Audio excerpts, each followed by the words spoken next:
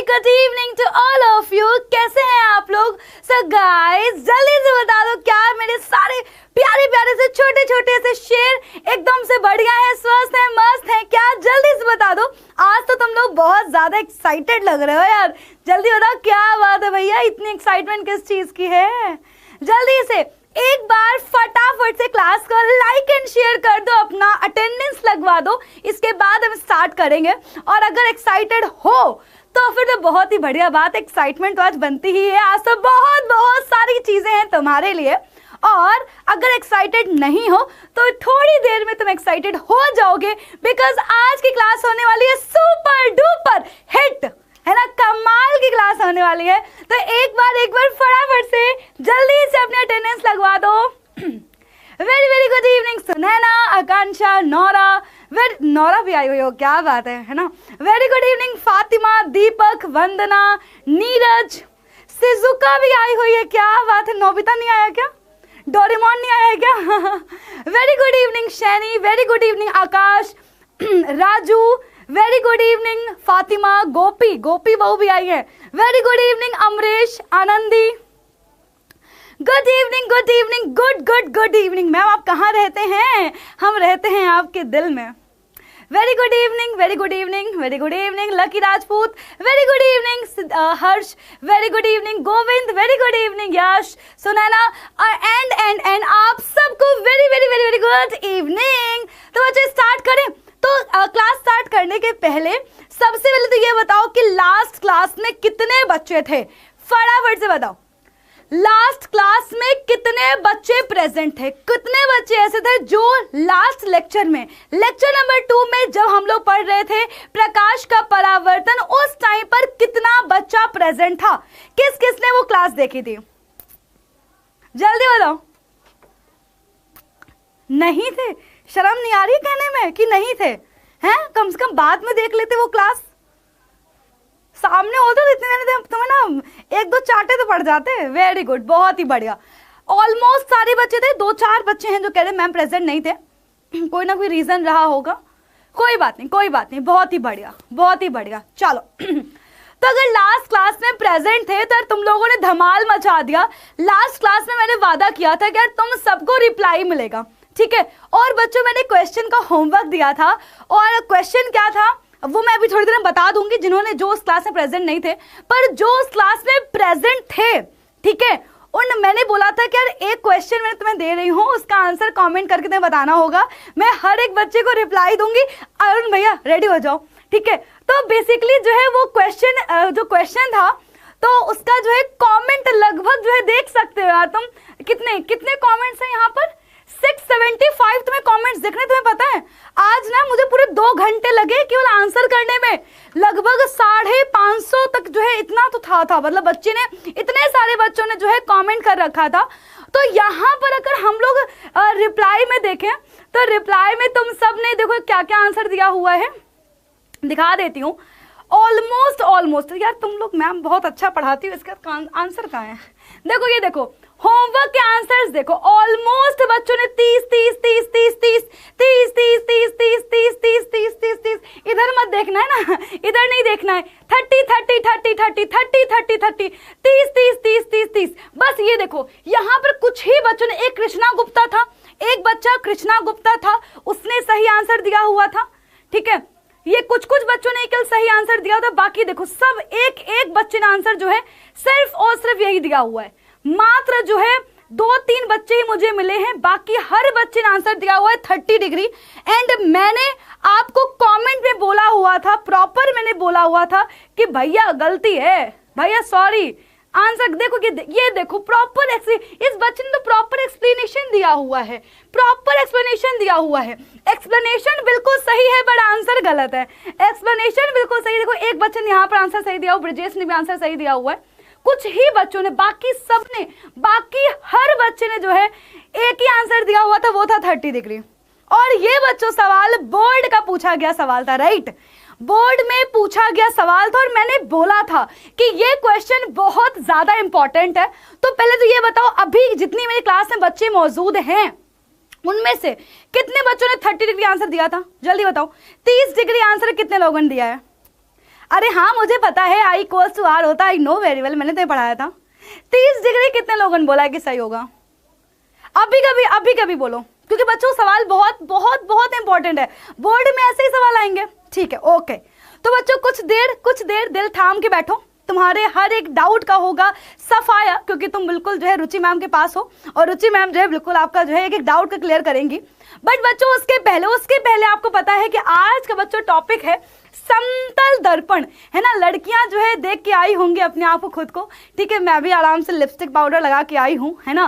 तो बच्चों जो बेटा जी दर्पण का हम लोग इस्तेमाल करते हैं अपनी डेली लाइफ में, वो होता है समतल दर्पण। और आज की इस क्लास में बात करेंगे समतल दर्पण के बारे में। बट आपको बेटा पता है कि क्लास स्टार्ट ही होती है एक कोट के साथ, एक मोटिवेशन के साथ। तो पहले फटाफट से यहां पर कमेंट करो कि टारगेट कितना है, जल्दी कितना टारगेट है। हर बच्चा फटाफट से अपना टारगेट बताएगा, टारगेट के साथ ही क्लास की शुरुआत करेंगे फटाफट से।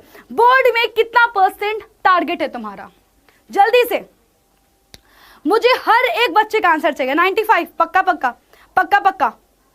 95 ओके, ठीक है, बहुत ही अच्छी बात है। तो बच्चों क्लास की शुरुआत करेंगे पॉजिटिव से थॉट के साथ। बेटा इस थॉट पर मैं भी बच्चों जो है यकीन रखती हूँ। बच्चों लाइन ये है कि जो मेहनत पे भरोसा करते हैं वो किस्मत की बात कभी किया नहीं करते। अगर बच्चों मैं ये सोच लूं कि अगर मेरी किस्मत में होगा तो मुझे मिल जाएगा, वरना कोई बात ही नहीं है। अगर बच्चों सिर्फ और सिर्फ किस्मत के भरोसे अपने घर पे बैठे रहोगे, बेटा उससे कुछ नहीं होने वाला। किस्मत अपने हाथों से लिखनी पड़ती है। कहते हैं ना कि तुम्हारी मेहनत देख करके भगवान तुम्हारे हाथों में लकीरें भी वैसे बना देते हैं। तो बच्चों अपनी मेहनत भरोसा रखो, जितना बेटा तुम्हारा टारगेट है उसके हिसाब से मेहनत करो। कोई तुम्हें बेटा जो है रोक नहीं सकता, बेटा कोई नहीं रोक सकता। इस दुनिया की कोई ताकत बेटा जो है तुम्हें तुम्हारे टारगेट को अचीव जो है करने से नहीं रोक सकती है। तो बच्चों इसी के साथ एक बार फटाफट से फायर इमोजी भेज दो, क्योंकि बच्चों तुम्हें पता है क्लास की शुरुआत ही होती है एक छोटे से टेस्ट के साथ। जितना मैंने पढ़ाया है बेटा उसका क्विक टेस्ट लेंगे, क्विक क्वेश्चंस करेंगे, उसके बाद पढ़ेंगे आज का टॉपिक। क्या बात है बच्चों, सो प्राउड ऑफ यू बेटा, सो प्राउड ऑफ यू। बहुत सारा है ना, क्लास का माहौल एकदम गरम हो गया है। फायर इमोजीज आ गई हैं, बहुत ज्यादा फायर इमोजीज आ गई हैं। चलो बहुत ही बढ़िया, स्टूडियो में गर्मी बढ़ गई है। चलिए तो स्टार्ट कर दे। पक्का रेडी हो? Are you guys ready? यहाँ पर देख लो अरुण भैया रेडी हैं, बिल्कुल रेडी हैं, बिल्कुल बच्चों रेडी हैं। चलिए तो बच्चों शुरू करेंगे सबसे पहले सवाल के साथ। सबसे पहला सवाल तुम्हारी स्क्रीन पर गाइज ये रहा कि प्रकाश की परावर्तन की घटना की वजह से हम वस्तुओं को समझ पाते हैं, या बेटा हम सुन पाते हैं, या हम सोच पाते हैं, या देख पाते हैं। प्रकाश की परावर्तन की घटना, रिफ्लेक्शन ऑफ लाइट बोर्ड का सबसे इंपॉर्टेंट टॉपिक है, इस चैप्टर का बच्चों मोस्ट इंपॉर्टेंट टॉपिक है। एंड रिफ्लेक्शन ऑफ लाइट को हमने डिटेल में समझा था। तो आप बताइए कि हम लोग करते क्या हैं बेटा? 30 सेकेंड का टाइम है, जल्दी जल्दी से। वेरी गुड, बहुत ही बढ़िया बेटा, बिल्कुल सही कहा। हम वस्तुओं को देख ही पाते हैं क्योंकि बच्चों प्रकाश का परावर्तन हो रहा होता है। प्रकाश के परावर्तन की वजह से हमें वस्तुएं दिखाई देती हैं। जिनको नहीं पता है बच्चों, आसपास की सारी वस्तुएं हमें because of reflection of light दिखाई पड़ती हैं। अगला सवाल बच्चों, नेक्स्ट क्वेश्चन, शीशा या कांच किस प्रकार का माध्यम है? प्रकाशिक माध्यम है, अप्रकाशिक माध्यम है, ए और बी दोनों, इनमें से कोई नहीं। शीशा या कांच? बच्चों टाइमर थोड़ा सा नहीं चलेगा बेटा, है ना। पीपीटी में जो है हम लोगों ने जो है थोड़ा दूसरे सॉफ्टवेयर पे खोला हुआ है, बट कोई बात नहीं, आप ऐसे आंसर करिए, पोल में आंसर करिए। तो शीशा या कांच किस प्रकार का माध्यम है? जल्दी, शीशा या कांच किस प्रकार का माध्यम है? क्या बात है, प्रकाशिक अप्रकाशिक दोनों। वेरी गुड, मात्र 48% बच्चा सही आंसर कर रहा है बेटा। जिनको नहीं पता है बता दो, बहुत ही इंपॉर्टेंट सवाल है। सारे सवाल मैं जो अपनी क्लास में करवाती हूँ बेटा बोर्ड में पूछे गए सवाल होते हैं। बच्चे प्रकाशिक माध्यम का मतलब क्या होता है? जिससे होकर के प्रकाश गुजर सकता है। अप्रकाशिक मतलब कि जिससे होकर के प्रकाश गुजर नहीं पाता। तो बेटा हम सबको पता है कि भैया कांच या शीशे से होकर के तो प्रकाश निकल सकता है। अगर प्रकाश इससे होकर निकल सकता है, इसका मतलब कि बच्चों कांच क्या है? प्रकाशिक माध्यम है, राइट। वेरी गुड, बहुत ही बढ़िया। अगला सवाल, परावर्तन के नियम से निर्धारित होता है? बेटा बोर्ड का फेवरेट क्वेश्चन है, 100% इसके आने की संभावना है। परावर्तन के नियम से बच्चों क्या निर्धारित होता है? आपतन कोण परावर्तन कोण के बराबर होता है, परावर्तन कोण अपवर्तन कोण के बराबर होता है, आपतन कोण विचलन कोण के बराबर होता है, या इनमें से कोई नहीं? गाइस फटाफट से आंसर करेंगे। अब बच्चों देख लो, बोर्ड में पूछे गए सवाल हैं और अगर आप स्टार्टिंग से ही इनके आंसर कर पा रहे हैं, इसका बच्चों मतलब है कि आप बेटा पक्का 95% लेकर के आओगे। और आप में से ही, आप जैसे बच्चे ही बेटा टॉपर निकलते हैं जो स्टार्टिंग से पढ़ाई कर रहे होते हैं। Very good. और बहुत ही अच्छा लग रहा है कि 86% बच्चों ने सही आंसर किया है। बेटा हमारा जो प्रकाश का परावर्तन है, बेटा परावर्तन के 2 नियम सीखे थे। पहला नियम ही यही था, आपतन कोण परावर्तन कोण के बराबर होगा। प्रकाश जितना कोण जो है बना करके आएगी, उतना ही कोण बना करके बेटा प्रकाश किरण क्या हो जाएगी? चली जाएगी, परावर्तित हो जाएगी। Very good, so proud of you बेटा। अगला सवाल, मोस्ट इंपॉर्टेंट क्वेश्चन ऑल्सो बेटा, this is challenger for all of you. बेटा प्रकाश का जो परावर्तन होता है वो एक माध्यम में होता है, अलग अलग माध्यम में होता है, माध्यम की आवश्यकता ही नहीं होती, इनमें से कोई नहीं। जिस बच्चे ने क्लास देखी होगी वही आंसर कर पाएगा। बेटा पीडीएफ आपको टेलीग्राम ग्रुप पे मिल जाती है, आपको पता है। जल्दी स्पीड में।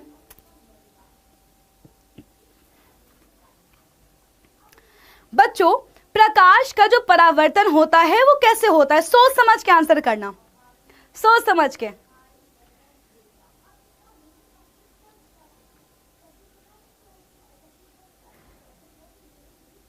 वेरी गुड, वेरी गुड, बहुत बढ़िया, बहुत ही अच्छे। तो आप में से ऑलमोस्ट सारे बच्चे सही आंसर कर रहे हैं। बेटा जो प्रकाश का परावर्तन होता है वो एक ही माध्यम में होता है। प्रकाश के परावर्तन में माध्यम परिवर्तित नहीं होता, माध्यम बदलता नहीं है। अगर बच्चों प्रकाश की किरण वायु में आई है तो वायु में ही टकरा करके लौट जाएगी। अगर बेटा पानी के अंदर है, बेटा पानी में टकरा के लौट जाएगी। परावर्तन में माध्यम का परिवर्तन नहीं होता है। वेरी गुड, शाबाश। अगला सवाल बेटा, निर्वात में प्रकाश की चाल कितनी होती है? स्पीड में।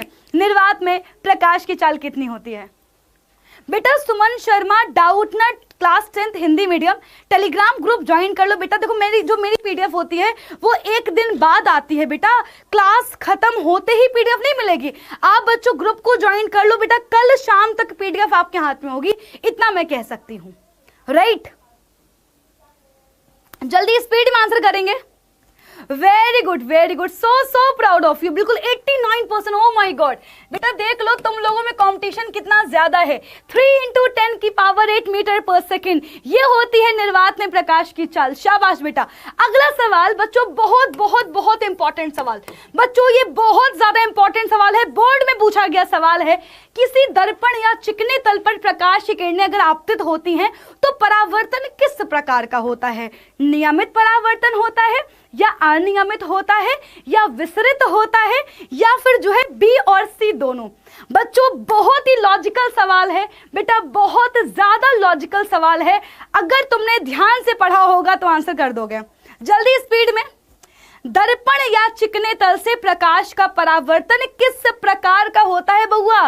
नियमित परावर्तन होगा, अनियमित होगा, विसरित होगा, बी व सी दोनों होगा। Very good, very good, so proud of you. 77% बच्चे लगातार कमेंट कर रहे हैं, लगातार पोल में आंसर कर रहे हैं बेटा। Very good. देखो अगर बेटा चिकना होगा, तल कैसा होगा? अगर बच्चा तल एकदम से चिकना चिकना होगा, है ना, एकदम से बच्चों जो है तुम्हारे जैसे चिकना चिकना सा होगा, बच्चों क्या होगा? सारी प्रकाश किरणें आएंगी, टकरा करके एक ही दिशा में चल जाएंगी, भेड़ बकरी बन जाएंगी, एक ही दिशा में जा रही हैं। और जब बेटा प्रकाश की किरणें टकरा करके एक ही दिशा में जाती हैं उसे बोलते हैं नियमित परावर्तन। तो बच्चों दर्पण से किस प्रकार का परावर्तन होगा बउआ? बेटा दर्पण से नियमित परावर्तन होगा। क्या होगा? नियमित परावर्तन होगा। शाबाश बच्चों। आपतन कोण का मान 72 डिग्री है तो परावर्तन कोण के अर्धक का मान क्या होगा? बच्चों ये यूपी बोर्ड का सवाल है, यूपी बोर्ड में पूछा गया सवाल है बेटा। सोच समझ के आंसर करना बेटा, बोर्ड के पेपर का सवाल है, दिमाग लगाओगे तो ही आंसर कर पाओगे। दिमाग लगा के आंसर करना है। सवाल कह रहा है अगर आपतन कोण का मान 72 डिग्री है तो परावर्तन कोण के अर्धक का मान क्या होगा, परावर्तन कोण के आधे का मान क्या होगा, यह पूछा गया है। थोड़ा सा दिमाग लगा लो बेटा, कोई बात नहीं, आप कर लोगे। बहुत बहुत होशियार हो आप, बहुत शेर हो। थोड़ा सा दिमाग लगाओ, हो जाएगा, निकल जाएगा आंसर। वेरी गुड, बहुत बहुत बढ़िया, शाबाश बेटा, शाबाश। देखो बेटा, आपतन कोण परावर्तन कोण के बराबर होता है, ये मैंने पढ़ाया हुआ था। अगर आपतन कोण बच्चा 72 डिग्री है, इसका बच्चों मतलब क्या है, परावर्तन कोण भी 72 डिग्री होगा। क्वेश्चन में हमसे क्या पूछा गया है, परावर्तन कोण के अर्धक का मान क्या होगा। बेटा 72 का आधा कर दो बेटा, कितना हो जाएगा, 2 तिहाई 6, 2 छक्का 12, 36 is the correct answer. 36 is the correct answer. बेटा सवाल ऐसे आपसे पूछे जाएंगे जिसमें थोड़ा सा दिमाग लगाना होगा बेटा, थोड़ा सा जो है लॉजिक लगाना होगा। तो ये बताओ कि अब तक कितने सवाल सही हो गए हैं, सारे सही हो गए क्या बच्चों। लास्ट क्वेश्चन बेटा मेरे ख्याल से लास्ट है। आपतित किरण परावर्तित किरण के बीच में 90 डिग्री का कोण हो तो परावर्तन कोण का मान क्या होगा। बेटा ये झारखंड बोर्ड का पूछा गया सवाल है, झारखंड बोर्ड के बेटा पेपर में पूछा गया सवाल है। बहुत बहुत इंपॉर्टेंट क्वेश्चन है, देखना होगा कि कितना बच्चा सही आंसर कर पाता है। झारखंड बोर्ड का बेटा सवाल है, मैं फिर बोल रही हूं, स्टार्टिंग से ही बच्चे मैं तुम्हें बोर्ड के क्वेश्चंस की प्रैक्टिस करवा रही हूं, है ना। आपको अभी से ही पता चल रहा है कि किस टॉपिक से कैसा सवाल बनेगा, है ना बच्चों। जो बच्चे नवंबर में जाके तैयारी करेंगे वो तुम अभी से कर रहे हो, तो तुम्हारे 95% आने के चांसेस उन लोगों से बहुत ज्यादा हैं। वेरी गुड बच्चों, सवाल तो ध्यान से पढ़ो, सवाल देखो ध्यान से पढ़ो। तुम लोग अटक गए बहुआ, अटक गए। सवाल को ध्यान से पढ़ो, क्या कह रहा है, आपतित किरण और परावर्तित किरण के बीच में, यानी बच्चों ये हमें क्या दिया है, I+R दिया हुआ है।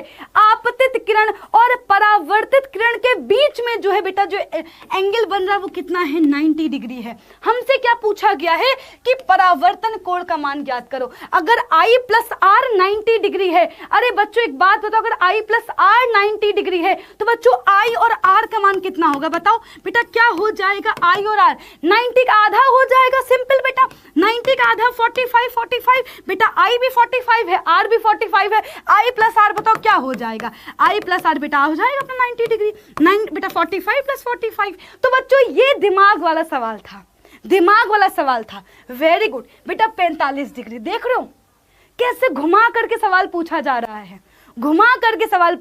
है, वेरी गुड। अब तक कितने बच्चों के जो है सारे क्वेश्चन सही हुए हैं, कितने बच्चों के सारे क्वेश्चन सही हुए हैं, जल्दी बताओ फटाफट से, कितने लोगों के सारे क्वेश्चन सही हुए हैं।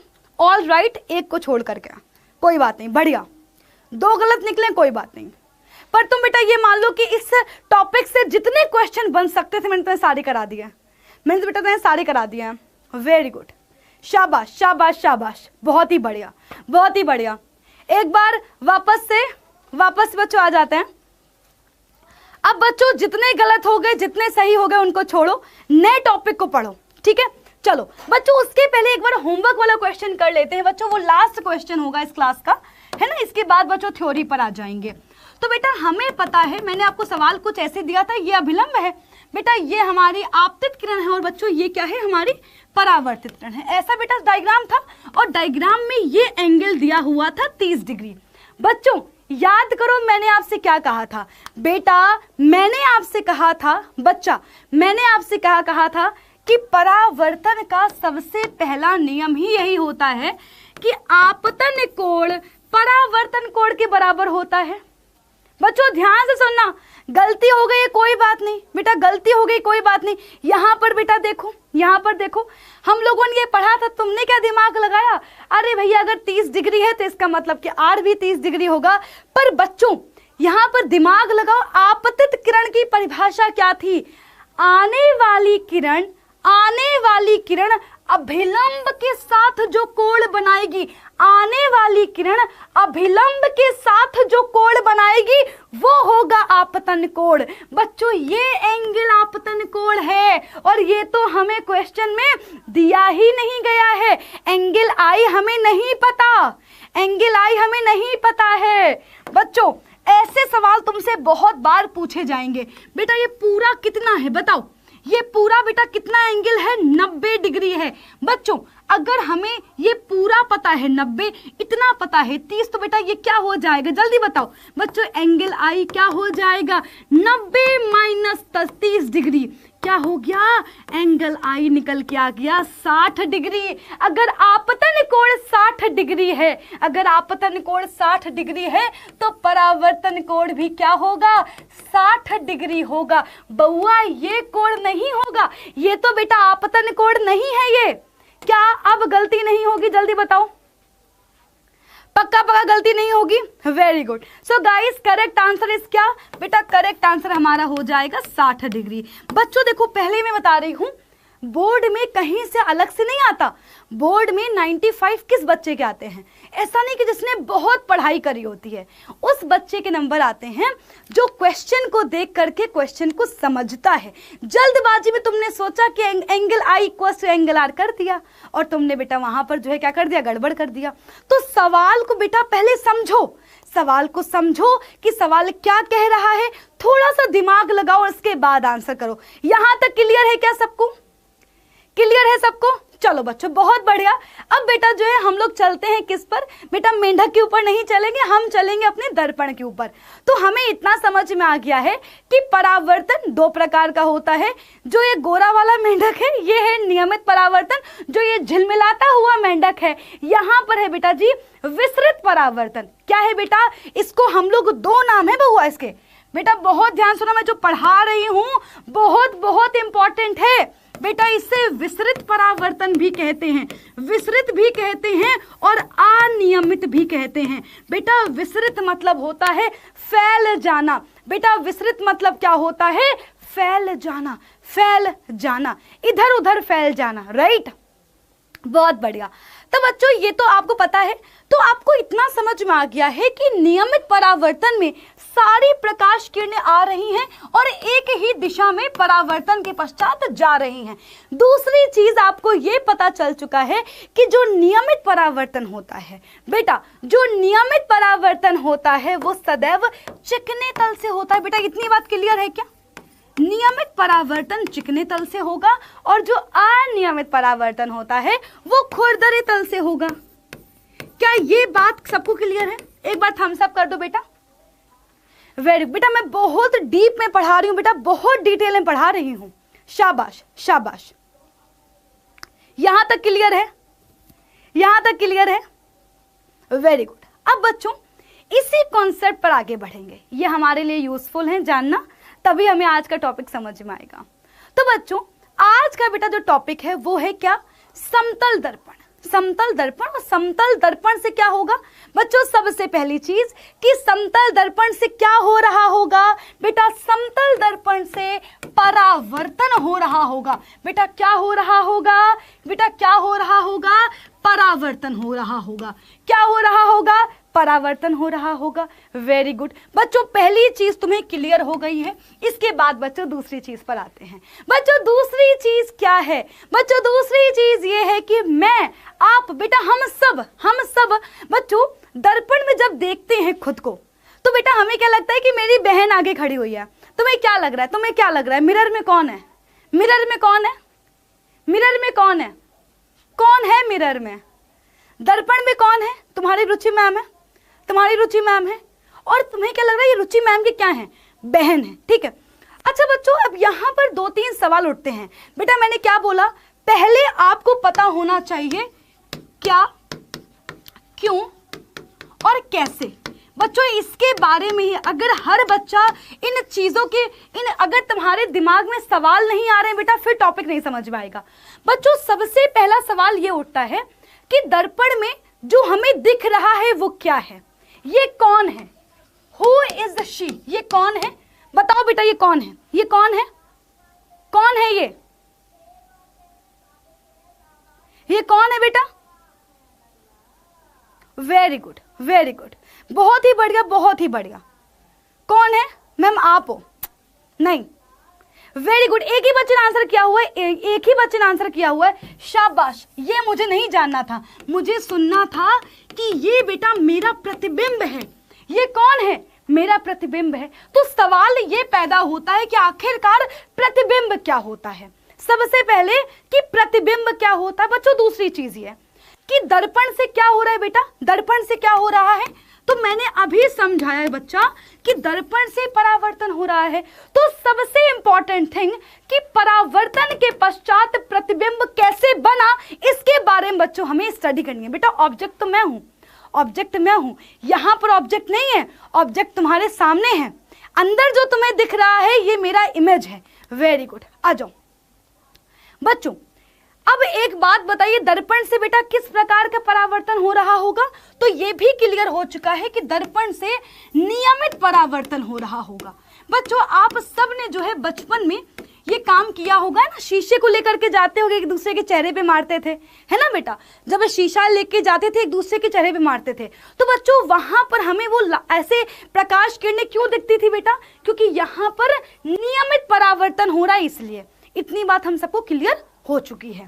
तो बच्चों आज की बेटा जो क्लास है वो बेटा टोटली जो है समतल दर्पण के ऊपर ही है कि समतल दर्पण क्या है, उससे प्रतिबिंब कैसे बनता है, आखिरकार हम जैसे होते हैं वैसे ही क्यों दिख रहे होते हैं, या क्या क्या चीजें होती हैं। ठीक, पक्का पक्का, डन डन डन। एक बार थम्स अप कर दो बेटा, इसका शुरुआत करते हैं। वेरी गुड, चलो तो जरा समझते हैं बेटा कि आखिरकार प्रतिबिंब है क्या, प्रतिबिंब है क्या। बच्चों जो ये लड़की खड़ी हुई है बेटा, जो रियल लड़की है, उसे हम क्या बोलते हैं बच्चों? इससे बेटा हम बोलते हैं ऑब्जेक्ट। ये बेटा किसे हम बोलते हैं? इंग्लिश में बोलते हैं। हिंदी में बच्चों क्या बोलते हैं? हिंदी में बेटा बोलते हैं वस्तु, या बच्चों बोलते हैं बिंब। क्या बोलते हैं? वस्तु या बिंब कहते हैं। इसके बाद जो हमें दिखाई दे रहा है बेटा, ये क्या होता है? ये बेटा हमारा होता है प्रतिबिंब। क्या होता है बेटा? प्रतिबिंब होता है। इंग्लिश में बोलते हैं इमेज। क्या बेटा बोलते हैं? इमेज बोलते हैं। तो बेटा आखिरकार इमेज की परिभाषा क्या है? बच्चों बहुत ध्यान सुनना, बहुत ध्यान सुनना। बेटा परिभाषा क्या है? बच्चों परिभाषा पहले पढ़ो। परिभाषा यह है कि किसी वस्तु से चलने वाली प्रकाश किरणें, किसी वस्तु से चलने वाली प्रकाश किरणें किसी दूसरे बिंदु पर क्या हो गई हैं? इकट्ठा हो गई हैं। बहुत बेटा ध्यान सुना, किसी वस्तु से चलने वाली प्रकाश किरणें, वस्तु से चलने वाली प्रकाश किरणें, वस्तु से चलने वाली प्रकाश किरणें जब किसी दूसरे बिंदु पर, जब किसी अन्य बिंदु पर बेटा क्या हो जाती हैं? जब अन्य बिंदु पर बेटा क्या हो जाती हैं? इकट्ठा हो जाती हैं, एकत्रित हो जाती हैं, तो बेटा उसे हम क्या बोलेंगे? वहां पर हम बोलते हैं कि प्रतिबिंब का निर्माण हो गया। क्या हो गया? वहां पर प्रतिबिंब का निर्माण हो गया। अब बच्चों प्रतिबिंब दो तरीके से बनता है, या फिर तो बेटा वहां पर प्रकाश किरणें वास्तव में एकत्रित हो रही हैं, या फिर हमें एकत्रित होती हुई प्रतीत होती हैं। बहुत ध्यान सुनना बेटा, या तो वहां पर प्रकाश किरणें रियल में एकत्रित हो रही हैं, इकट्ठा हो रही हैं, या फिर हमें एकत्रित होती हुई प्रतीत होती हैं। तो इस प्रकार से हमारी आंखों को क्या लगता है? हमारी आंखों को उस स्थान पर बेटा वस्तु दिखाई देने लगती है। जैसे बच्चों हमें क्या लग रहा है? हमारी आंखों को क्या लग रहा है कि वहां पर एक वस्तु खड़ी हुई है। क्या वो वस्तु रियल में है? क्या ये वस्तु रियल में है? वस्तु नहीं है, वो वस्तु से चलने वाली जो प्रकाश किरणें हैं यहां पर एकत्रित हो गई हैं। अब ये प्रकाश किरणें रियल में भी एकत्रित हो सकती हैं, या फिर एकत्रित होती हुई प्रतीत हमें होती हैं। तो बेटा इसे हम क्या बोलते हैं? इसे बच्चों बोलते हैं इमेज। बेटा क्या बोलते हैं? इमेज बोलते हैं, प्रतिबिंब बोलते हैं। बेटा क्या बोलते हैं? प्रतिबिंब बोलते हैं। और इस प्रकार से वहां पर हमें कोई वस्तु दिखाई देने लगती है, तो जो हमें वस्तु दिख रही है उससे हम क्या बोलते हैं बेटा? इमेज कहते हैं, प्रतिबिंब कहते हैं। क्या यहां तक क्लियर हो गया? Very good, very good, very good. बेटा फोकस नहीं, बेटा परेशान मत हो, फोकस की परिभाषा कहाँ है? डोंट वरी, मैं बताऊंगी फोकस की परिभाषा क्या होती है, मैं बताऊंगी। बट पहले अभी समझो, प्रतिबिंब क्लियर हो गया? वेरी गुड, बहुत ही बढ़िया। तो यानी बच्चों मैं इसको थोड़ा सा और सिंपल भाषा में दिखाऊंगी तुम्हें। बच्चों थोड़ी सी बेटा आसान परिभाषा लिखो जो तुम्हें हमेशा याद रहे कि वस्तु से चलने वाली प्रकाश किरणें, वस्तु से चलने वाली प्रकाश किरणें, प्रकाश किरणें, किरणें जिस बिंदु पर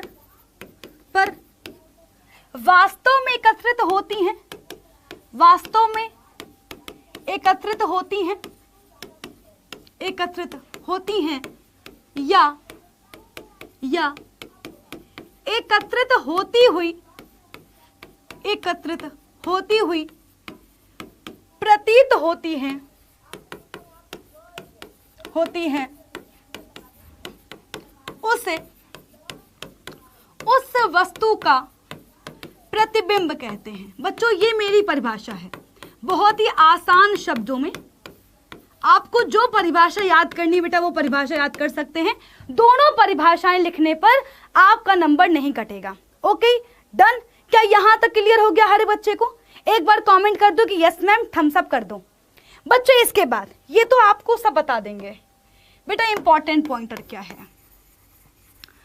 प्रतिबिंब के निर्माण के लिए बेटा कम से कम 2 प्रकाश किरणों का होना जरूरी है। देखिए बेटा जहां पर जितनी ज्यादा प्रकाश किरणें एकत्रित होंगी प्रतिबिंब उतना ही चमकीला बनेगा, उतना ही सुंदर बनेगा, उतना ही क्लियर बनेगा। पर हमें कम से कम 2 प्रकाश किरणों की आवश्यकता होती है। इसलिए बच्चों आप जब भी किताब में डायग्राम बनाओगे या फिर जब मैं किरण आरेख बनवाऊंगी तो हम लोग सिर्फ और सिर्फ 2 प्रकाश किरणों का यूज कर रहे होंगे। बेटा ज्यादा प्रकाश किरणों का यूज करेंगे तो वहां बेटा जी गंदा हो जाए, खिचबिच हो जाएगी। तो इसलिए बेटा हम क्या करेंगे? वेरी गुड, बहुत ही बढ़िया। बहुत लिखो बच्चों, यहाँ पे लिखो प्रतिबिंब के निर्माण के, मैं आपको एक एक बेटा लाइन लिखवा रही हूं। प्रतिबिंब के निर्माण के लिए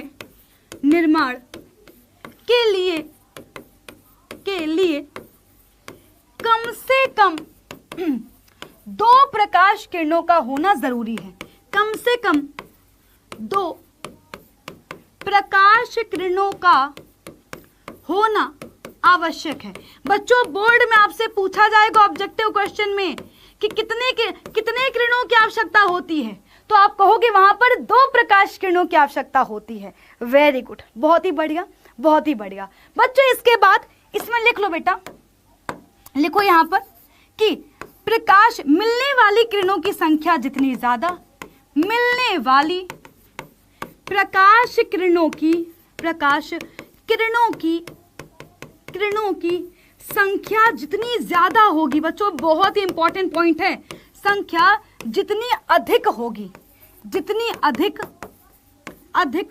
प्रतिबिंब उतना चमकीला। बेटा मैं आज जो पढ़ा रही हूं ना ये आपको आगे आने वाली बेटा सारी क्लासेस में यूज पड़ेगा। तो आज की क्लास सबसे ज्यादा इंपॉर्टेंट है, पहले बता रही हूं, ठीक है। जो बच्चे बातें कर रहे हैं उन्हें कुछ नहीं होगा, उनको वो कुछ न कुछ सीखने को मिल ही नहीं सकता, क्योंकि ये सबसे इंपॉर्टेंट पॉइंटर है, सबसे इंपॉर्टेंट पॉइंटर है। राइट बेटा बातें करनी, क्लास को छोड़ चलो बेटा, मुझे कोई दिक्कत नहीं है। बस मैं चाहती हूँ कि मेरी क्लास में जितना बच्चा हो सब पढ़ने वाला हो। मैं अपनी एनर्जी किसी भी जो है बच्चे पे वेस्ट नहीं करना चाहती हूँ। जो सच में पढ़ना चाहता हो, टॉप करना चाहता हूँ, क्योंकि मैं एक एक कॉन्सेप्ट पढ़ा रही हूँ बेटा, बहुत मेहनत से पढ़ा रही हूँ, तो मेरी क्लास में मेहनत वाला ही बच्चा चाहिए। फालतू की बातें करनी बेटा जाओ आराम से। व्हाट्सएप तुम्हारे लिए, बच्चों के लिए बना हुआ है, इंस्टाग्राम बना हुआ है, अब जाके बातें करो यार। ये यूट्यूब इज नॉट अ बेटा right place, right, it's not a right place कि टू टॉक। क्या आप यहाँ पर बातें कर रहे हो? पंचायत करो बेटा, पंचायत करनी करो जा करके, बट मेरे सामने मत करो। राइट चलो बेटा यहाँ पर आ जाओ। प्रतिबिंब बेटा जहां पर बेटा प्रकाश किरणों की संख्या जितनी ज्यादा बच्चों होगी, हम क्या बोलेंगे? प्रतिबिंब उतना चमकीला बनेगा। ठीक है, इतनी बात हमें क्लियर हो गई है। अब बच्चों हम आगे बढ़ेंगे बेटा। नेक्स्ट पॉइंटर बेटा जो सबसे ज्यादा बोर्ड एग्जाम में पूछा गया सवाल है कि वास्तविक प्रतिबिंब, बेटा इसको ऊपर स्टार लगाओ। मैंने क्या बोला था? बीएसके लिखना है ना, बोर्ड स्पेशल क्वेश्चन है, फिर इसको लिख दो बोर्ड स्पेशल क्वेश्चन, लिखो बीएसक्यू, लिखो बीएसक्यू, बोर्ड स्पेशल क्वेश्चन। इस बेटा स्टार लगा लो, बहुत सारे लिख लेना साइड में। वास्तविक प्रतिबिंब, वास्तविक प्रतिबिंब व आभासी प्रतिबिंब में अंतर, व आभासी प्रतिबिंब में अंतर। बेटा 2 नंबर में हर बार बेटा सवाल पूछा जाता है और आपके भी जो बेटा जो तिमाही परीक्षा होगी या फिर जो हाफ ईयरली एग्जाम होंगे उनमें ये सवाल बच्चा पूछा जाना है। राइट बच्चों, एक साइड लिखो वास्तविक प्रतिबिंब और एक साइड बेटा लिखो आभासी प्रतिबिंब। वास्तविक प्रतिबिंब, आभासी प्रतिबिंब, आभासी प्रतिबिंब।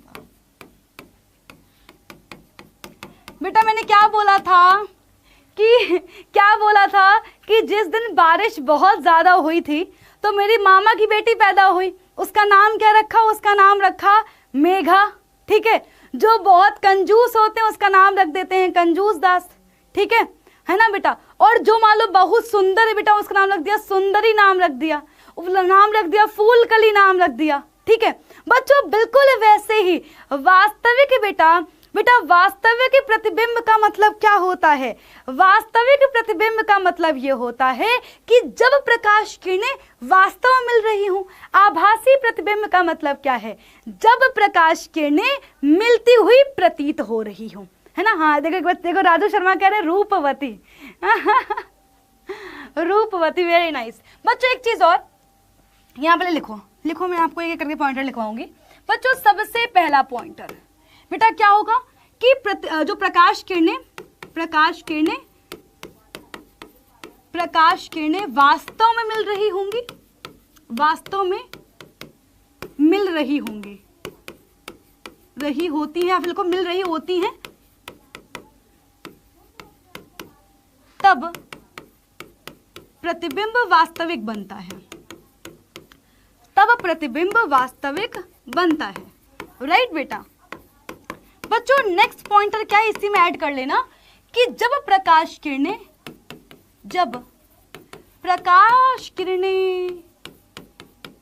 किसी अन्य बिंदु पर क्या करेंगे बेटा? किसी अन्य बिंदु पर मिलती हुई प्रतीत होंगी। अब बच्चों सुनो बेटा, इसका दूसरा नाम जैसे घर का नाम होता है कल्लू, बाहर का नाम होता है राजू, वैसे ही बेटा, बिल्कुल वैसे ही बेटा आभासी प्रतिबिंब के भी 2 नाम हैं। कहीं कहीं पर बोलते हैं आभासी, कहीं कहीं पर बेटा बोलते हैं काल्पनिक। तो परेशान मत होना कि मैम ने तो वास्तविक आभासी पढ़ाए थे, काल्पनिक कहां से आ गया। तो बेटा क्या बोलेंगे, तब काल्पनिक प्रतिबिंब बनता है। मैं यहाँ पे लिखवा दे रही हूं, तब काल्पनिक प्रतिबिंब बनता है। अब कहोगे मैडम जी तुमको आता ही था, कुछ नया पढ़ाओ, है ना, ये तो तुम्हें पता ही था, तो इतना तुम आइडिया लगा ही लेते। बच्चों सबसे इंपॉर्टेंट है, वास्तविक प्रतिबिंब हमेशा उल्टे बनते हैं। बहुत बड़ा ध्यान सुनना, वास्तविक प्रतिबिंब सदैव उल्टे, मैं यहाँ पे शॉर्ट में लिखवा रही हूँ, सदैव उल्टे होते हैं। कैसे होते हैं? उल्टे होते हैं। बच्चों ये मेजर डिफरेंस है। आभासी प्रतिबिंब सदैव सीधे बनते हैं। तो बच्चों जहां पर उल्टा बनेगा समझ जाओ काल्पनिक, जहां पर समझो उल्टा है वहां बेटा वास्तविक, जहां पर तुम सीधे बन रहे हो क्या है? आभासी। देख के बताओ आपको ये लड़की कैसी दिख रही है, उल्टी या सीधी? देख के बताओ, उल्टी या सीधी? लड़की कैसी दिख रही है, उल्टी या सीधी?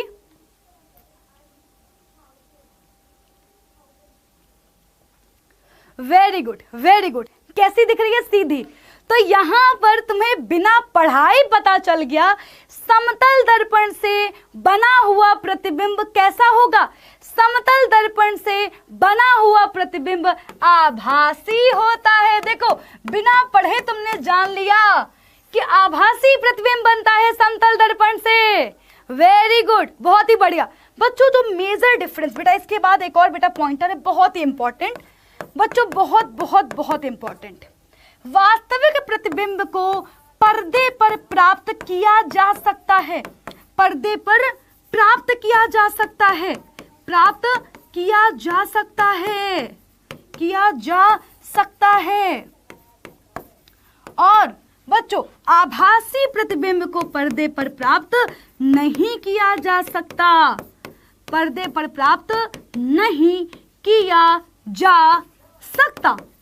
अगर बच्चों मैं तुमसे पूछूं कि जो हम लोग शोले की पिक्चर देखने जाते हैं, जो गदर 2 मूवी देखने जाते हैं सिनेमा हॉल में, बेटा सिनेमा के पर्दे पर कैसा प्रतिबिंब होता है? बताओ, सिनेमा के पर्दे पर कैसा प्रतिबिंब होता है? कैसा होता है? Very good. सिनेमा के बेटा पर्दे पर, बेटा सिनेमा के पर्दे पर हमारा जो है बेटा कौन सा प्रतिबिंब होगा? वास्तविक प्रतिबिंब होगा। वेरी गुड, बहुत ही बढ़िया, बहुत ही बढ़िया। बेटा पर्दे का मतलब इसे जो अपना, जैसे देखो ना, जहां पर इमेज बन रही है, जहां पर हमें इमेज प्राप्त हो रही है, जहां पर इमेज प्राप्त हो रही है। वेरी गुड, शाबाश। अब बच्चों नेक्स्ट बेटा बढ़ते हैं, ये आपके लिए जानना जरूरी था। वास्तविक प्रतिबिंब क्या होता है, आभासी प्रतिबिंब क्या होता है? बेटा बोर्ड स्पेशल क्वेश्चन करवा दिया है, 2 नंबर यहां से पक्के हो गए हैं। बेटा 3 जो है पॉइंटर मोर देन सफिशिएंट हैं। अब बच्चों हम आगे बढ़ेंगे कि भैया दर्पण क्या होता है, दर्पण क्या है? बच्चों दर्पण को बनाने के लिए हम क्या करेंगे, क्या करेंगे बेटा? दर्पण को बनाने के लिए हम लोग क्या करते हैं बेटा? एक कांच की प्लेट लेंगे। बच्चों कांच की प्लेट ली। अब कांच तो कैसा है? पारदर्शी है। प्रकाश किरणें तो क्या होंगी? तुरंत ही आर पार निकल जाएंगी। अब बच्चों परावर्तन क्या होता है? टकरा कर लौटना। हम क्या चाहते हैं बेटा? हम चाहते हैं कि यहाँ पर प्रकाश किरणें टकरा कर लौटें। तो बच्चों इसके लिए क्या करना पड़ेगा? बेटा कुछ जुगाड़ करना पड़ता, जुगाड़ करेंगे। तो बच्चों हमने क्या किया बेटा? इसके एक साइड पर पॉलिश कर दी। बेटा क्या कर दिया? पॉलिश कर दी, है ना? या बेटा इसको हम लोग बोलते हैं कलई कर दी। क्या कर दिया? पॉलिश कर दी या फिर कलई कर दी, है ना? चांदी या फिर पारे की जो है कलई हमने कर दी, चांदी कलई कर दी, पारे की कलई कर दी। अब बच्चों क्या हुआ? हुआ ये कि जिस साइड बेटा हमने क्या किया है? पॉलिश किया है, उसके ऑपोजिट साइड बेटा जो ये सतह है ये कैसी हो गई है? अब ये सतह हो गई है चमकीली। ये सतह कैसी हो गई? ये सतह हो गई बेटा चमकीली। Very good. बेटा हम क्या करेंगे? ये सतह बच्चों क्या हो गई बेटा? हमारी चमकीली होकर क्या कर दिया? चमकीली हो गई है। शाबाश। अब इससे क्या होगा? प्रकाश किरणें आएंगी। हाँ वेरी गुड बेटा। रेड ऑक्साइड भी कर सकते हैं, बहुत सारे बच्चों हैं, बहुत सारी चीजें हैं। आप रेड ऑक्साइड भी लिख सकते हो यार, अलग अलग है ना, बहुत सारी चीजें हैं। रेड ऑक्साइड लिख दो, बहुत सारी बेटा चीजें हैं, राइट। हमने क्या करा? अब ये सतह बच्चों बन गई है चमकीली, चमकदार। अब क्या होगा? प्रकाश किरणें आएंगी और बेटा टकरा करके जाएंगी। तो बेटा क्या है? डेफिनेशन क्या हो जाएगी? डेफिनेशन क्या हो जाएगी? क्या हो जाएगी कि हमने क्या किया है बेटा कि कांच का हमने एक प्लेट ली है, कांच के एक तरफ हमने क्या कर दिया? लेप लगा दिया। कांच के एक तरफ हमने लेप लगा दिया तो दूसरा तरफ क्या हो जाएगा? दूसरा साइड क्या हो जाएगा? चिकना चमकदार हो जाएगा, राइट। तो इस प्रकार से दर्पण से क्या होगा बेटा? इस प्रकार की जो युक्ति होती है उसे हम बोलते हैं दर्पण। उसे क्या बोलते हैं बेटा? उसे बोलते हैं दर्पण। और इस प्रकार से बच्चों हम जिस भी बेटा जिससे हम लोग किसी की भी छवि को देख पाते हैं। बेटा बहुत ध्यान सुनना, दर्पण क्या है? दर्पण एक प्रकाश युक्ति है। ये एक प्रकार की बच्चों क्या है? प्रकाश युक्ति है। दर्पण एक प्रकाश युक्ति है जिस पर क्या हो रहा है बेटा? जिससे प्रकाश टकरा कर लौट रहा है। प्रकाश के परावर्तन की वजह से किसी भी वस्तु की छवि बन रही है, इमेज दिखाई दे रही है। दर्पण को कैसे बनाया बेटा? कैसे बनाया दर्पण को? हमने दर्पण के हमने कांच के एक सतह पर कलई कर दी, कलई या पॉलिश कर दी, जिससे दूसरा हिस्सा चमकदार और चमकीला हो गया। चमकदार या चमकीले हिस्से पर क्या होगा बेटा? प्रकाश का परावर्तन होगा, जिसके बाद किसी भी वस्तु की हमें छवि प्राप्त होती है। इस प्रकार से दर्पण एक प्रकाश युक्ति है जो कि प्रकाश के परावर्तन के आधार पर कार्य करती है। प्रकाश के परावर्तन के आधार पर कार्य करती है। क्या दर्पण की परिभाषा समझ में आ गई? Done done. दर्पण की परिभाषा समझ में आ गई? पक्का पक्का बेटा। युक्ति मतलब डिवाइस, डिवाइस एक जो है काम हो रहा है ना, अपने को जो है बेटा इमेज दिख रही है, डिवाइस जिसको हम लोग यूज कर रहे हैं, है ना, दर्पण का यूज करते हैं हम लोग। वेरी गुड, बहुत ही बढ़िया। अब बच्चों बात आती है बेटा समतल दर्पण की परिभाषा लिखें तो क्या बोलोगे? कांच का समतल प्लेट लिया, जिसके एक साइड पर हमने पॉलिश कर दी, जिससे क्या हुआ, दूसरा हिस्सा चमकदार हो गया।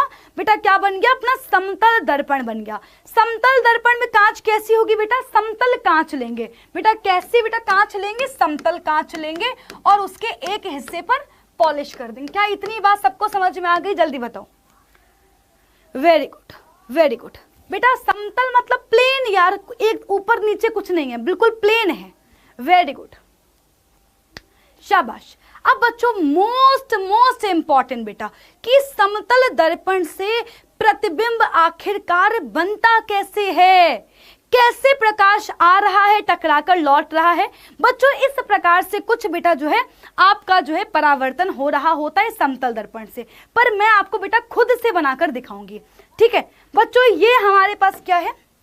कांच की समतल प्लेट थी, जिसकी हमने एक साइड कर दिया, पॉलिश कर दिया। ये हमने बना दिया है तुम्हें, ये हमारा सुंदर सा छोटू मोटू सा बच्चा है, ये बेटा हमारा जो है सुंदर बेटा तुम हो ये। ठीक है, ये हमारी क्या है? वस्तु है। क्या है? वस्तु है। बहुत ध्यान सुनना, बहुत ध्यान सुनना। वेरी गुड, ये हमारी क्या है? वस्तु है। अब बच्चों क्या होगा? क्या होगा जल्दी बताओ? प्रकाश किरणें वस्तु से बेटा क्या होंगी? चलेंगी।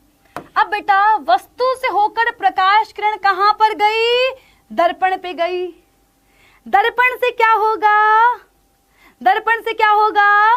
प्रकाश का परावर्तन होगा। परावर्तन बोले तो बेटा ध्यान से सुनना, ध्यान सुनना। ये बेटा आपतन बिंदु यहां पर हमने अभिलंब खींच दिया। जितना प्रकाश किरण एंगल बना के आएगी उतनी ही बेटा जो है एंगल बना करके परावर्तित हो जाएगी। परावर्तित हो गई, परावर्तित हो गई। बताओ क्या कहीं पर प्रतिबिंब नजर आ रहा है तुम्हें? प्रतिबिंब नजर आ रहा है तुम्हें? अरे मुख्य फोकस पर, ये लल्ला यहाँ पे नहीं है मुख्य फोकस। किसने बेटा कहां से पढ़ के आए हो बउआ? कहां से पढ़ के आए हो? हैं? कहां से पढ़ के आए हो बेटा? अरे मुख्य फोकस आएगा, गोलीय दर्पण में आएगा, तुम सब कुछ यहीं पे लगा दो। नहीं, राइट। बच्चों मैंने क्या सिखाया था? प्रतिबिंब के निर्माण के लिए हमें कम से कम 2 प्रकाश किरणें चाहिए, तो ये तो एक ही है, तो दूसरी लेकर के आओ ना, दूसरी लेकर के आओ। अब हम बेटा क्या करेंगे? दूसरी प्रकाश किरण। ठीक है, क्या किया हमने? दूसरी प्रकाश किरण लेके आए। बच्चों लेट्स सपोज हमने जो है दूसरी प्रकाश किरण ले ली। सेम बच्चों क्या होगा? इसके बेटा साथ भी सेम बेटा चीज होगी। दर्पण से क्या होगा?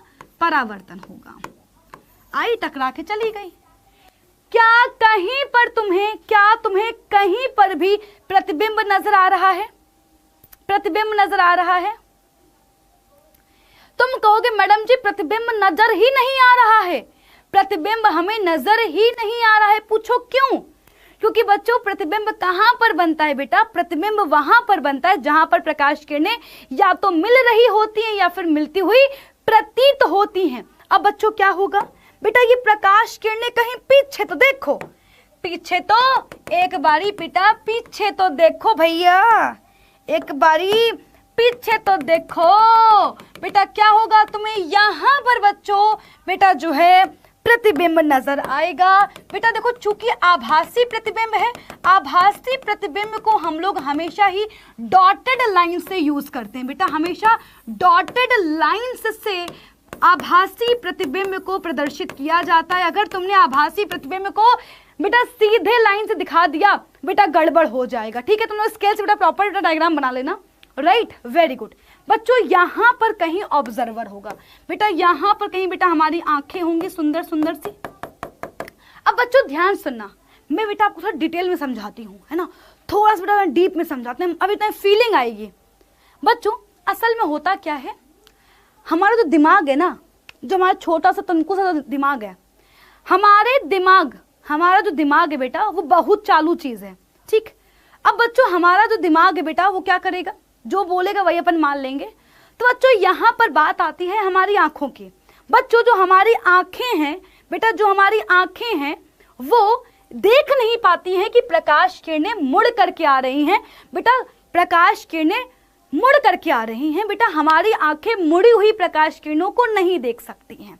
हमारी बेटा आंखों को क्या लगता है, हमारी आंखों को बेटा प्रकाश किरणें सीधी सीधी नजर आ रही हैं। बच्चों दैट इज वाई दिमाग को क्या लग रहा है, दिमाग को ये लग रहा है कि प्रकाश किरणें बिल्कुल सीधी सीधी आ रही हैं। इस प्रकार से हमें बेटा प्रकाश किरणें दर्पण के पीछे बेटा एक बिंदु पर मिलती हुई प्रतीत होती हैं। दर्पण के पीछे बेटा दिमाग, हाँ वेरी गुड, शाबाश बेटा, दर्पण के पीछे प्रकाश किरणें हमें मिलती हुई प्रतीत हो रही हैं। चूंकि बच्चों प्रकाश किरणें बेटा मिलती हुई प्रतीत हो रही हैं, इसलिए बेटा प्रतिबिंब कैसा बन रहा है, इसलिए बच्चा जो प्रतिबिंब है वो कैसा बन रहा है, आभासी बन रहा है। शाबाश, नहीं बेटा अंबुज वास्तविक प्रतिबिंब को हम लोग प्रॉपर लाइंस से दिखाते हैं। ठीक, वेरी गुड। क्या सबको डायग्राम बनाना आ गया? Very good. अब बच्चों जानते हैं दर्पण बेटा जो है दर्पण की क्या क्या जो है अपने पास विशेषताएं हैं।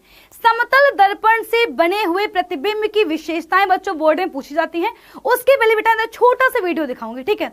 एक छोटा सा वीडियो देखना बेटा, मेरा ही वीडियो है, वॉशरूम बेटा बनाया हुआ है, ठीक है? तो बच्चों इस वीडियो नजर यहाँ पर नहीं चलेगा, उस शिट बच्चों यहाँ पर ये वीडियो चल नहीं पाएगा। कोई बात नहीं। आप बेटा ऐसे समझो, मैं तुम्हें थोड़ा सा समझाती हूँ, डोंट वरी। देखो बच्चों, तुम्हें इन दोनों इमेज में क्या फर्क नजर आ रहा है? इन दोनों बेटा इमेज में क्या फर्क नजर आ रहा है? इन दोनों बेटा इमेज में फर्क ये नजर आ रहा है, मैं तुम्हें बताती हूँ कि एक इमेज दर्पण के पास से ली गई है, एक बेटा फोटो दर्पण से दूर ली गई है। ठीक है, एक फोटो दर्पण के पास से ली गई है और एक फोटो दर्पण से दूर ली गई है। बच्चों बहुत ध्यान से सुनना बेटा, बहुत ध्यान से सुनना। समतल दर्पण में जो प्रतिबिंब बेटा होता है वो कैसे बन रहा होता है? जितनी दूर हमारी वस्तु रखी होगी प्रतिबिंब भी उतनी ही दूर पर बन रहा होगा। अगर हम समतल दर्पण के पास होंगे प्रतिबिंब भी दर्पण के पास बन रहा होगा। हम समतल दर्पण से जितना दूर जाएंगे प्रतिबिंब भी उतना दूर जाता जाएगा। वेरी गुड, शाबाश। समझ में आ रहा है, शाबाश। तो बच्चों चलो जब पढ़ते हैं विशेषताएं एक एक करके। तो बच्चों सबसे बेटा पहली विशेषता क्या है? अगर तुम लंबे हो तो तुम दर्पण में लंबे नजर आओगे, अगर तुम छोटे हो छोटे नजर आओगे, मोटे हो मोटे नजर आओगे, पतले हो पतले नजर आओगे, जितने बड़े हो उतने ही बड़े नजर आओगे। यानी कि वस्तु का आकार प्रतिबिंब के आकार के बराबर होता है। वस्तु का आकार प्रतिबिंब के आकार के बराबर होता है। समझ में आ गया? Very good. सेकंड बच्चों बहुत इंपॉर्टेंट, बहुत ज्यादा इंपॉर्टेंट, ठीक है? पता चल गया है, दर्पण से जितनी दूरी पर वस्तु रखी होगी प्रतिबिंब भी दर्पण से उतनी ही दूरी पर बन रहा हो। लिखवा दूंगी, एक पॉइंटर लिखवा दूंगी बच्चों। इसके अलावा अगर तुम समतल दर्पण में अपना राइट हैंड उठाओगे बेटा तुम्हें दर्पण में अपना क्या दिख रहा होगा? लेफ्ट हैंड दिख रहा होगा। अगर तुम अपना लेफ्ट हैंड उठाओगे तुम्हें बेटा अपना जो है क्या दिख रहा होगा? राइट हैंड दिख रहा होगा। Very good. यानी कि बच्चों समतल दर्पण में क्या होगा? राइट का लेफ्ट हो जाता है, राइट का लेफ्ट हो जाता है, लेफ्ट का राइट हो जाता है, लेफ्ट का राइट हो जाता है। अगर बच्चों मैं तुमसे बोलूं, अगर मैं तुमसे बच्चों बोलूं कि मान लो बी कैसा तुम्हें दिखाई देगा समतल दर्पण में, तो बच्चों समतल दर्पण में बेटा हमें बी कैसे नजर आएगा? समतल दर्पण में बेटा बी हमें कुछ ऐसा नजर आएगा। दिखता है ऐसा दिखा है? दिखता है ऐसा? अगर मैं तुमसे बोलूं कि डी कैसा नजर आएगा समतल दर्पण में बेटा हमें डी ऐसा नजर आएगा। वेरी गुड, शाबाश, हाँ वेरी गुड।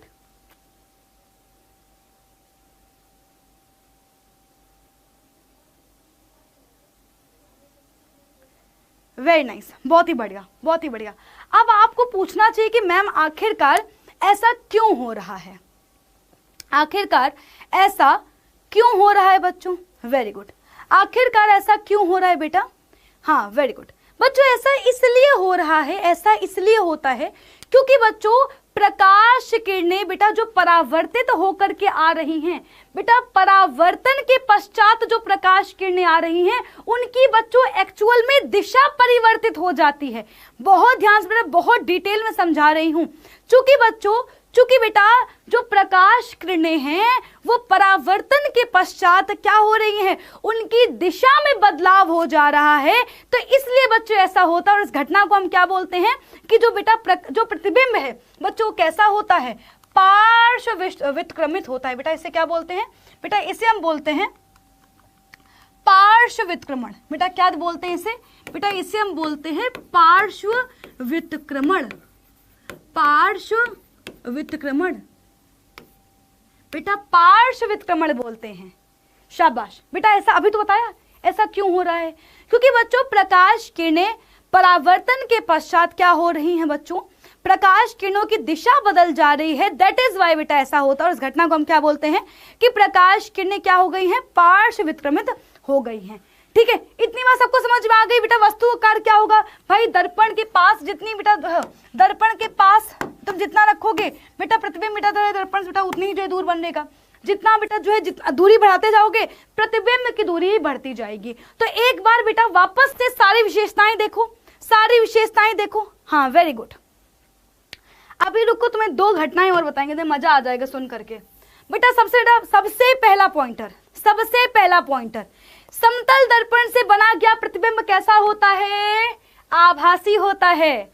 दूसरा, आभासी प्रतिबिंब सदैव सीधा होता है बच्चों, इसलिए क्या होगा, समतल दर्पण से बना हुआ बेटा प्रतिबिंब कैसा होगा, हमेशा सीधा होगा।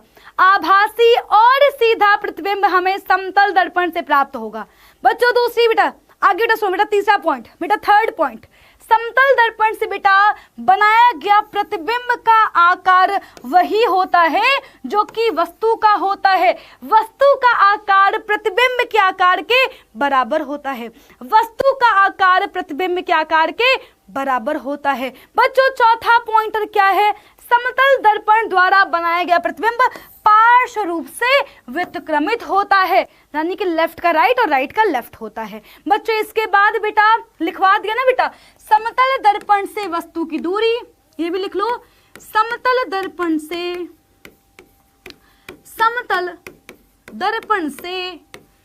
वस्तु की दूरी बराबर होती है समतल दर्पण से प्रतिबिंब की दूरी के,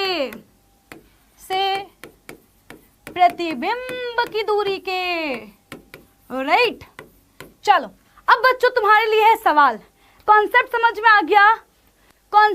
में आ गया, तो फटाफट से क्वेश्चन बताओ। मैम रियल इमेज उल्टा क्यों बनता है, बेटा अंशिका परेशान मत हो, जब गोलीय दर्पण पढ़ेंगे नेक्स्ट क्लास में तुम्हें अपने आप नजर आ रहा होगा कि प्रकाश जो प्रतिबिंब है उल्टा क्यों बन रहा है। पहले क्वेश्चन का आंसर दो। अगर बच्चों समतल दर्पण के सामने एक वस्तु 10 सेंटीमीटर की दूरी पर रखी है, तो बताओ दर्पण से प्रतिबिंब की दूरी क्या होगी। सुरेश पटेल ने सबसे पहले आंसर किया हुआ है, पायल ने भी आंसर किया हुआ है, वेरी गुड फैजल, बहुत ही बढ़िया, शाबाश। अगर वस्तु दर्पण के सामने 10 सेंटीमीटर दूरी पर है, प्रतिबिंब भी दर्पण के सामने 10 सेंटीमीटर की डिस्टेंस पर ही बन रहा होगा। बच्चों ये तुम्हारे लिए जो है एक चैलेंजर क्वेश्चन है बच्चों, ये तुम्हारे लिए चैलेंजर क्वेश्चन है। इसका आंसर मैं नहीं दूंगी, इसका आंसर मैं दूंगी अपनी नेक्स्ट क्लास में, right. Challenger question is for all of you कि I बराबर R लागू नहीं होता है। किस दर्पण में ऐसा होता है, समतल दर्पण में, अवतल दर्पण में, उत्तल दर्पण में, या किसी भी दर्पण में नहीं, राइट। ये बच्चों तुम्हारे लिए चैलेंजर क्वेश्चन है। और तुम्हारा होमवर्क क्वेश्चन, अगेन बच्चों होमवर्क क्वेश्चन तुम्हारे लिए क्या है, होमवर्क क्वेश्चन क्या है आपके लिए, जिसका मैं दूंगी रिप्लाई हर एक बच्चे को उसके कमेंट में, राइट। बच्चों होमवर्क क्वेश्चन तुम्हारे लिए ये है कि लिखो यहां पर क्वेश्चन लिखो, यदि रिया की लंबाई 108 168 सेंटीमीटर है तो मुंह में मच्छर चला गया। तुम लोग क्या कर रहे हो यार? मेरे को ना मन में तुमने कुछ तो बोला है, हैं? कुछ तुमने बोला है ना, मैम होमवर्क मत दो, हैं? तुमने कुछ तो बोला है। बहुत बहुत दोस्तों भैया, बहुत दोस्तों तुम लोग। अगर रिया की लंबाई 168 सेंटीमीटर है, मेरा धर्म टूट गया यार, धर्म भ्रष्ट हो गया, मच्छर चला गया मुंह में। हम नॉनवेज नहीं खाते हैं भाई, हम पूरे शुद्ध शाकाहारी हैं, अंडा भी नहीं खाते हैं यार। एक मच्छर कहते हैं, हे प्रभु, हे हरिओम, हे प्रभु माफ करना, मुंह में मच्छर चला गया। यदि रिया की लंबाई 168 सेंटीमीटर है तो उसका पूरा प्रतिबिंब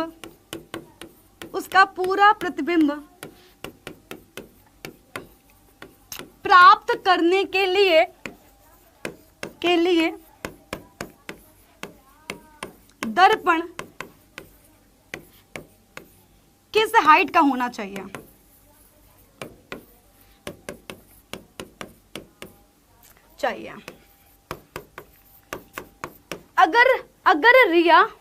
अगर रिया 168 सेंटीमीटर की लंबी है तो उसका पूरा कंप्लीट पिक्चर दिखाने के लिए, पूरी कंप्लीट इमेज प्राप्त करने के लिए दर्पण किस हाइट का होना चाहिए? ठीक है मैम, टेस्ट कैसा है? ऐसा मारूंगी ना थप्पड़। मैम टेस्ट कैसा है ना? थप्पड़ मार दूंगी तुम्हें। ये अरुणवा कह रहा है कि मीठा था ना, पागल। अभी तो मच्छरों को पड़ खिला दूंगी तुम, तब बताना टेस्ट कैसा है। एक से बढ़कर एक है। पागल हो गया वो, अंदर जीभ में आया नहीं ना, अंदर चला गया। भाई तुम लोग बदतमीज हो यार, याद मत लाओ बार बार। चलो ठीक है, इस क्वेश्चन का आंसर कमेंट करना, और जो सही आंसर कमेंट करेगा उसको जो है मेरी तरफ से मिलेगा स्टार मिलेगा। नहीं ये नहीं मिलेगा, इमेज नहीं, ये नहीं, उसको मिलेगा मेरी तरफ से स्टार मिलेगा, वो होगा मेरा स्टार। ठीक है, जो देगा बिल्कुल सही जवाब वो होगा मेरा स्टार। ठीक है ओके, उसके कमेंट में दूंगी स्टार, और जो रॉन्ग क्वेश्चन देगा उसको दूंगी टूटा हुआ दिल। ठीक है बच्चों, इसके बाद हम लोग कब मिलेंगे? अब बच्चों हम लोग मिलेंगे जो है नेक्स्ट फ्राइडे को मिलेंगे। गाइज सुन लो जरा बच्चों, अब अगला बेटा हम लोग मिलेंगे, अगला नेक्स्ट फ्राइडे को मिलेंगे, शाम के अगेन 7 बजे मिलेंगे। क्या पढ़ रहे होंगे? गोलीय दर्पण पढ़ रहे होंगे, गोलीय दर्पण पढ़ेंगे। पीडीएफ कहाँ पर मिलेगी बच्चा? पीडीएफ मिलेगी टेलीग्राम ग्रुप पर। टेलीग्राम कहाँ से मिलेगा? डिस्क्रिप्शन में लिंक लगा हुआ है, डिस्क्रिप्शन में जाकर लिंक को देख लो, या फिर बेटा जो है आप जाकर के जो है टेलीग्राम पे भी सर्च मार सकते हो, वहां पर भी आपको नजर आ जाएगा। ठीक है ओके, चलो मैं यहाँ पर नहीं बताऊंगी, मैं कमेंट में आंसर करूँ। ठीक है, जिसको स्टार मिलता है समझना उसने सही आंसर किया हुआ है, यहाँ नहीं बताऊंगी तो चीटिंग कर लोगे तुम लोग। तो बच्चों मिलते हैं अगली क्लास में, तक के लिए बाय गाइस, टेक केयर, ख्याल रखो अपना, बहुत सारा प्यार, love you so much, bye bye guys, and guys take care.